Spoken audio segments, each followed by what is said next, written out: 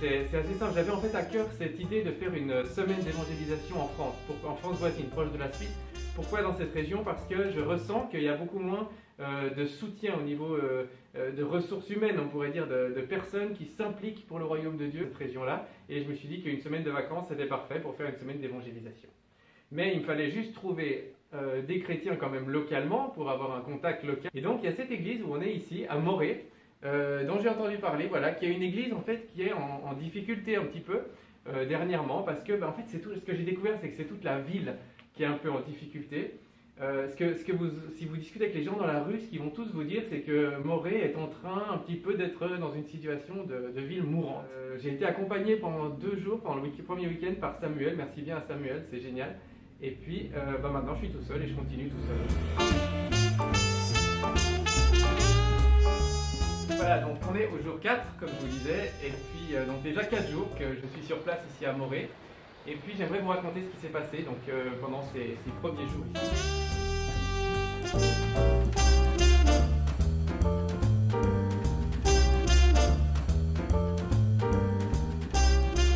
En tout cas, ça dit je briserai les verrous de fer et je vous donnerai les trésors cachés.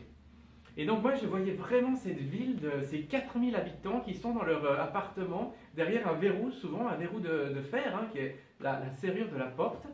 Et je me disais, voilà, certains de ces habitants sont fermés à l'évangile, je sais, et c'est ce qui nous est arrivé dès le premier jour. Et le Seigneur disait, je briserai les verrous de fer et je vous donnerai les trésors cachés.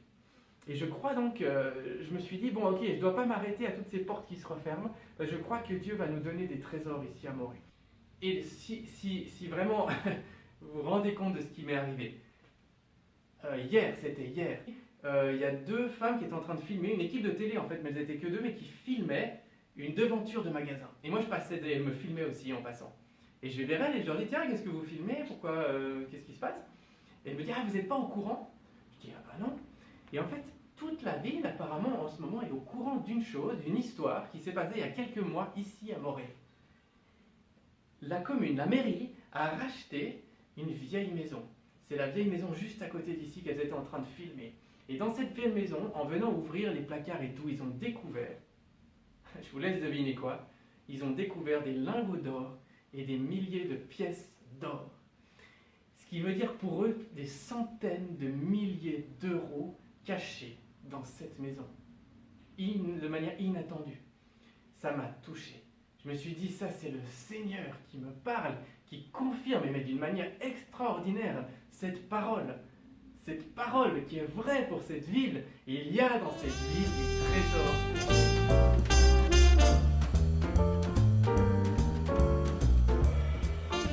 C'était un homme, on va l'appeler Frédéric, qui était vraiment pour nous une bénédiction parce qu'en fait on avait une journée un peu décourageante et puis à la fin lui il nous a accueillis chez lui pour boire un verre, c'était vraiment encourageant. Il nous a raconté une histoire, je vais juste vous la raconter. Il était soldat dans l'armée, envoyé dans un pays de Moyen-Orient, et puis là-bas il y avait une grande pauvreté et une grande misère. Et alors il nous a raconté comment il utilisait les trousses de secours qu'on lui donnait dans son armée, qui étaient normalement destinées à aider les soldats seulement, les soldats de son camp. Et puis lui, il les donnait, quoi. Il avait tellement à cœur de soutenir ses enfants qui étaient là autour de lui avec des blessures, des maladies, qu'à la fin de la journée, garde à vous devant son commandant, son chef.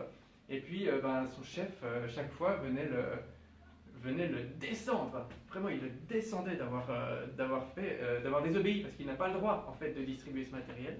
Et pour lui, c'était quand même dur, quoi. Mais il continuait. Pour lui, il disait, moi, ça m'est égal. À ce moment-là, j'ai été touché par le besoin de ses enfants dans ce pays où j'étais. Et je me promenais, puis j'ai rencontré un jeune. Il avait peut-être 15 ans, quelque chose comme ça. Et puis je lui ai demandé s'il connaissait Jésus, il m'a dit non. Alors ce que ça veut dire, après j'ai compris, ce que ça veut dire quand il me dit qu'il ne connaît pas Jésus, c'est pas qu'il n'a jamais entendu parler de Jésus, parce qu'il est né ici, il a déjà entendu parler, mais c'est qu'en fait, et là j'aimerais vous rendre attentif à ça, un jeune de 15 ans, ici dans cette petite ville française, il ne sait pas ce qu'est Jésus. Il n'a aucune idée. Il a vu peut-être une image de Jésus sur la croix. Ok, il sait que c'est ça, mais il n'a aucune idée de pourquoi et comment et qui et qu'est-ce que... Rien. Et alors il buvait, et ça c'était tellement beau. Là, j'ai trouvé un trésor caché de Morée. il buvait mes paroles. Je lui ai expliqué très rapidement, je voulais pas, on était sur le trottoir, je voulais pas lui prendre trop de temps, mais je lui ai expliqué où la relation était coupée avec Dieu. Et que ça, il a hérité depuis ses parents, arrière-grands-parents, depuis les premiers êtres humains. Il a hérité d'une relation coupée avec Dieu. Je lui ai parlé du jugement à venir après la mort. Et là, il a été très intéressé. Il m'a dit, est-ce que c'est vrai? Comment ça va se passer? Et je lui ai parlé de pourquoi Jésus était mort et qu'il était mort à sa place. Il était super intéressé. C'était la première fois qu'on lui racontait ça.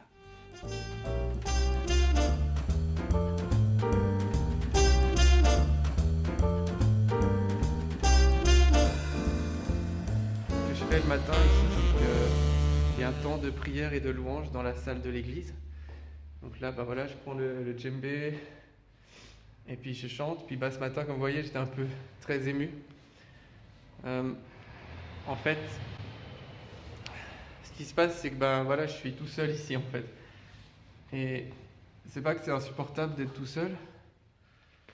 C'est que je crois que c'était le Seigneur qui voulait me toucher ce matin sur ce sujet. Et on est tellement peu nombreux. Et donc voilà, ce matin, je me suis mis par terre et puis j'ai fait ce qui est dit dans la Bible. Il est dit priez le Seigneur de la moisson d'envoyer des ouvriers dans sa moisson. Mais en fait, si vous lisez dans la version Darby, c'est plus précis sur le mot. C'est pas dit prier, c'est dit supplier. Et puis c'est vraiment ce que je ressens ce matin, c'est supplier le Seigneur de la moisson d'envoyer des ouvriers dans sa moisson.